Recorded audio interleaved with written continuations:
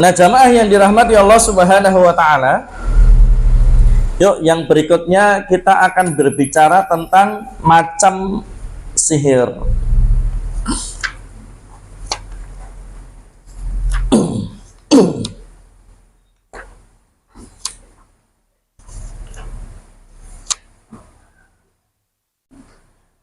Kalau tanda-tanda tukang sihir, insya Allah panjenengan sudah tahu ya, gampang kok ya. Terus pokoknya kalau nggak pakai Quran Sunnah berarti tukang sihir gitu ya. Tidak sesuai dengan Sunnah berarti tukang sihir. Ya, dukun. Ya. Kalau hukuman dalam syariat Islam, dukun atau tukang sihir itu ya dibunuh, Pak. Itu dalam syariat Islam, dibunuh.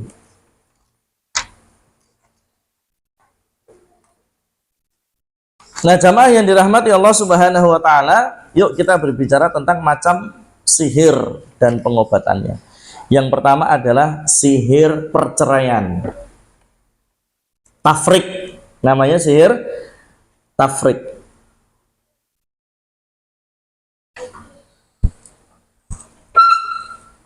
Dalilnya surah Al-Baqarah ayat 102 sampai 104. 102 sampai 103.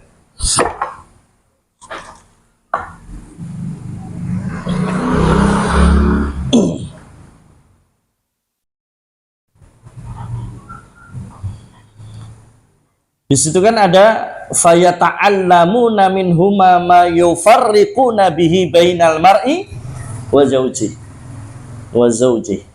Jadi ada, Pak, sihir itu yang untuk memunculkan kebencian sampai kemudian terjadi yang namanya perpisahan. Dan sebetulnya ini bukan hanya untuk suami istri saja, sihir tafrik ini, Pak. Tapi bisa untuk apa? Jamaah, bisa untuk komunitas, ya. Yang bukan suami istri juga bisa. Pertemanan sesama anggota komunitas, sesama jamaah bisa, Pak. Akhirnya kemudian apa? Dibikinlah mereka bercerai-berai, saling benci. Akhirnya kemudian mereka satu sama lainnya sudah pisah, putus. Ya. Dan dari Jabir radhiyallahu an, kaitannya dengan menceraikan suami dan istri, ini kan merupakan prestasi terbesarnya syaitan. Prestasi terbesarnya syaitan manakala dia mampu menceraikan suami dan istri, utamanya dari keluarga muslim. Maka nanti dari Jabir radhiyallahu an, ia berkata, Rasulullah Shallallahu alaihi wasallam bersabda, sesungguhnya iblis meletakkan singgasananya di atas air, kemudian dia mengutus bala tentaranya, yaitu jin fasik dolim tadi, jin kafir. Kemudian yang paling dekat kedudukannya dengan iblis adalah yang paling besar fitnahnya. Dan salah satunya diantaranya adalah mereka yang mampu menceraikan suami dan istri dari keluarga muslim, maka akan diberikan tempat khusus dan kemudian pensiun dini, Pak. Sudah, kamu bebas tugas karena kamu sudah mencapai prestasi yang tertinggimu, yaitu menceraikan suami dan istri dari keluarga muslim. Tapi sekali lagi, itu bukan hanya sihir tafrik ini, bukan hanya untuk memisahkan suami dan istri saja, tetapi juga memutus hubungan antara seseorang dengan ibunya atau dengan bapaknya. Jadi anak dengan orang tuanya itu dipisah, dikacaukan. Iya. Kemudian dengan saudaranya juga bisa, dengan temannya juga bisa, dengan mitra kerjanya juga bisa. Ya, jadi bukan hanya untuk suami dan istri saja. Ini namanya sihir tafrik. Ya, biasanya indikasinya terjadi perubahan yang mendadak. Dari yang awalnya cinta jadi benci. Renek angin, renek masalah opo-opo ya. Kok tiba-tiba dari yang cinta jadi benci. Kemudian yang kedua indikasinya adalah keduanya ini akan saling mencurigai. Suami mencurigai istrinya, istri mencurigai suaminya. Akhirnya apa nanti yang terjadi? Tajasus. Apa tajasus? Cari-cari kesalahan.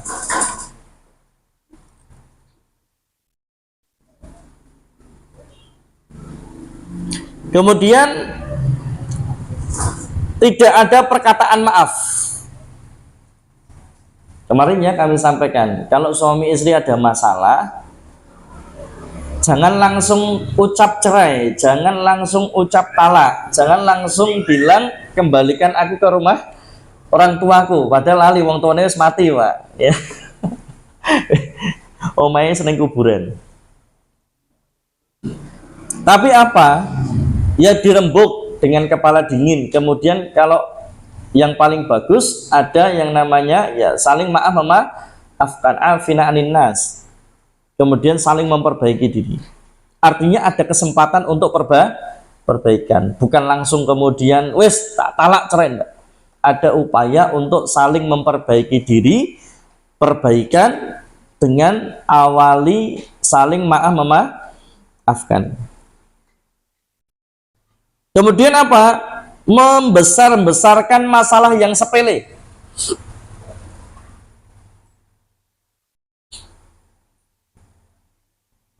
Wah, aku ora cocok karo kowe, Mas. Lah piye to, Dik?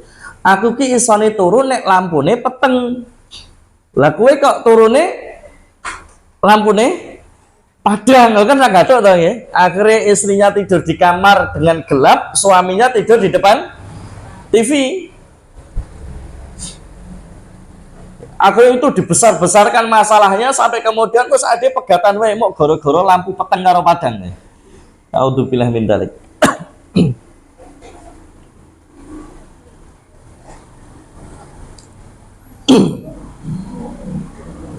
Itu kan masalah sepele ya Pak ya.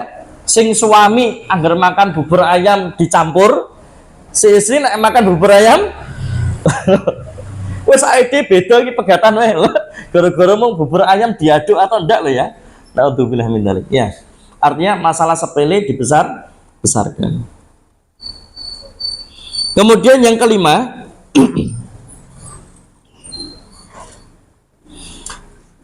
perubahan penampilan, Pak. Jadi suami ngelihat istri itu kayak jelek banget. Atau sebaliknya, istri ketika ngelihat suami kok suamiku udah dielek ya.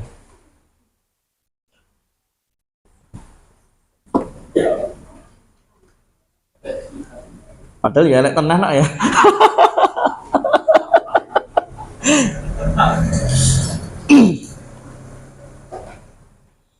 Akhirnya apa?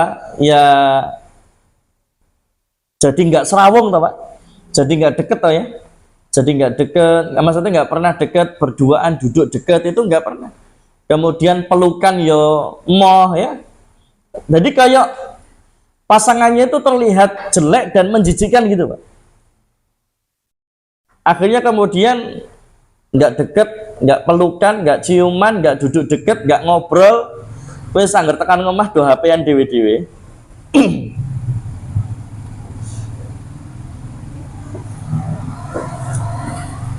Yang keenam,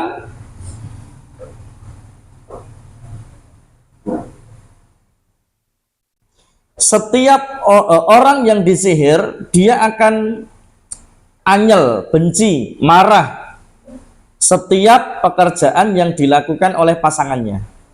Wis pokoknya pasangan itu ngelakoni apa mbok ora meneri, Pak. Wis paton suloyo. Aku iki kudu piye to jane ya? Ngene salah, ngono salah. Ya. Di sini mau diseneni terus ya. Wis pokoknya setiap apa yang dilakukan itu nggak pernah meneri. Akhirnya memunculkan amarah. Anyel. Ya.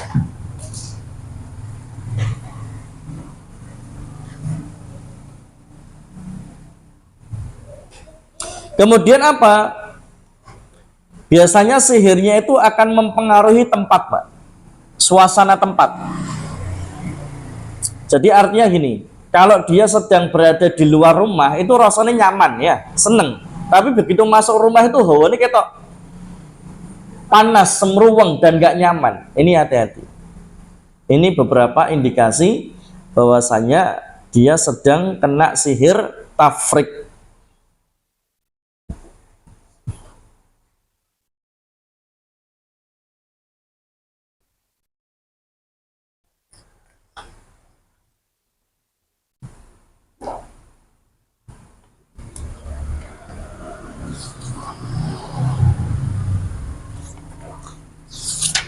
Nah, jamaah yang dirahmati Allah Subhanahu wa taala, kemudian yang berikutnya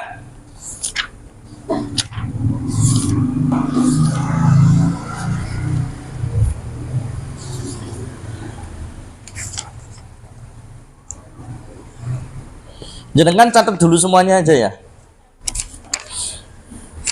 Takutnya nanti waktunya nggak cukup. Yang kedua pelet. Yang pertama sihir tafrik perceraian, yang kedua pelet.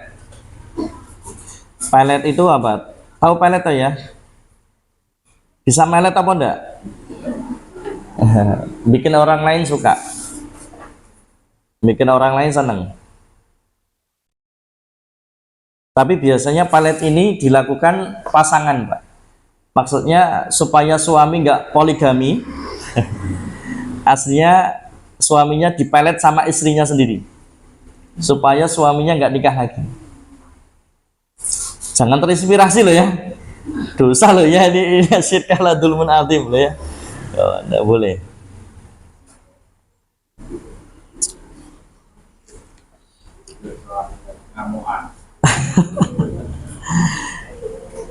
Atau bisa juga pengasihan atau pemikat ya, pengasihan atau pemikat, bikin orang lain tertarik.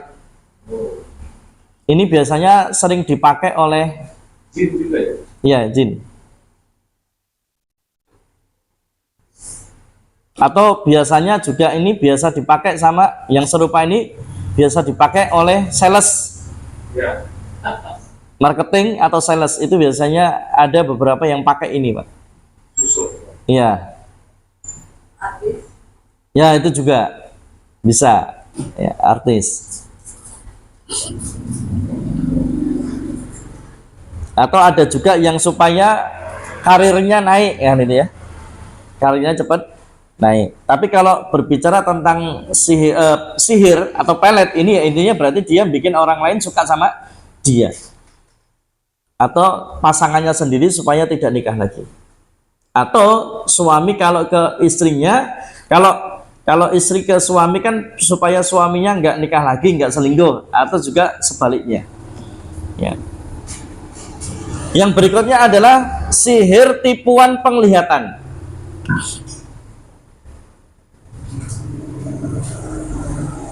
Sihir tipuan penglihatan. Yang ke berapa? 4. Sihir gila. Ini menjadikan korbannya gila. Yang kelima, sihir lesu. Sihir lesu itu ya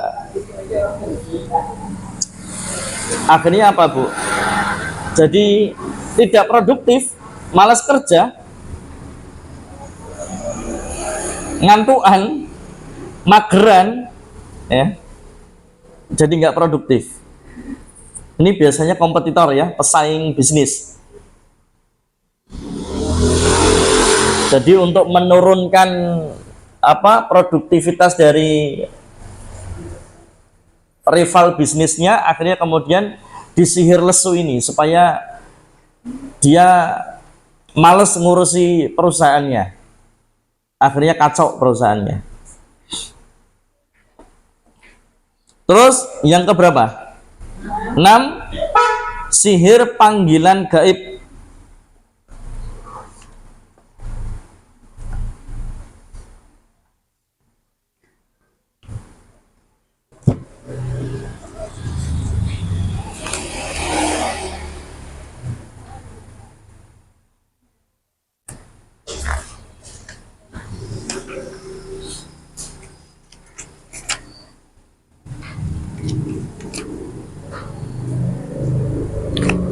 Kemudian sihir penyakit,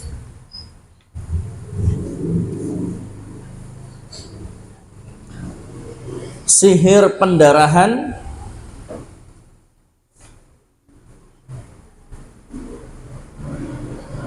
sihir penghalang pernikahan,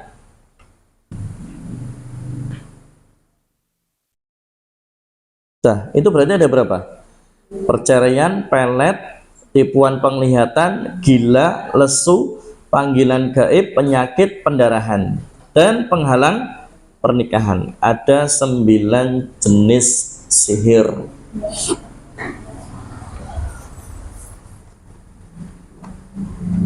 Ya, sampai sini ada pertanyaan? Gendam itu kayak apa? Hipnotis itu.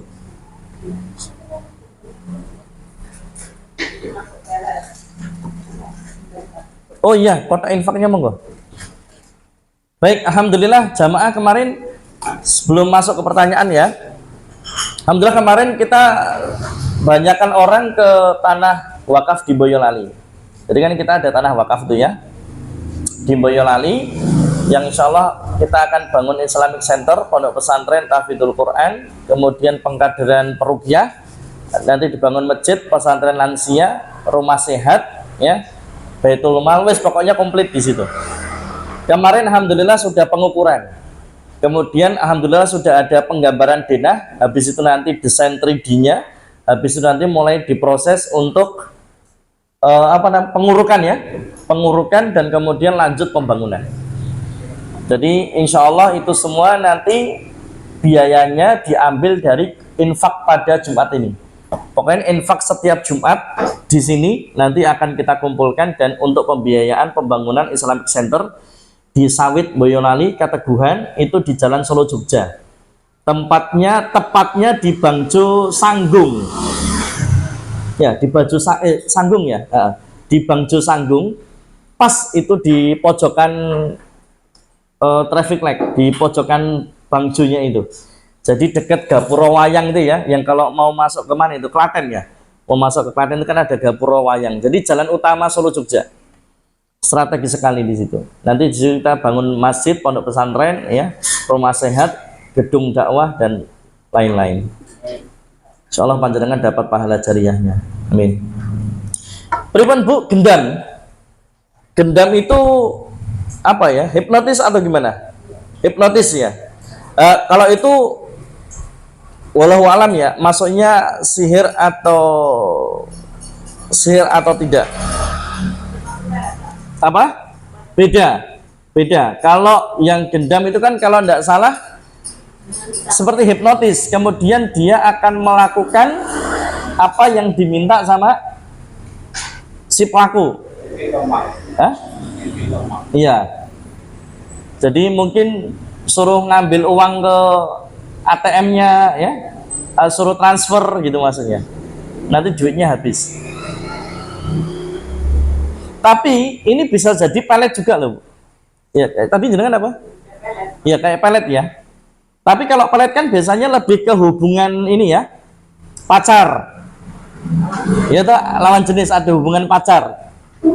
Akhirnya kemudian apa? Karena pakainya pelet supaya bisa jadi pacar. Kemudian setelah jadi pacar, dia kuras habis itu hartanya. Setelah terkuras habis, ya wes pedot. Tinggalkan dia. Ya, lah itu bisa. Gitu ya Bu ya. Wallahu a'lam. Ada lagi pertanyaan?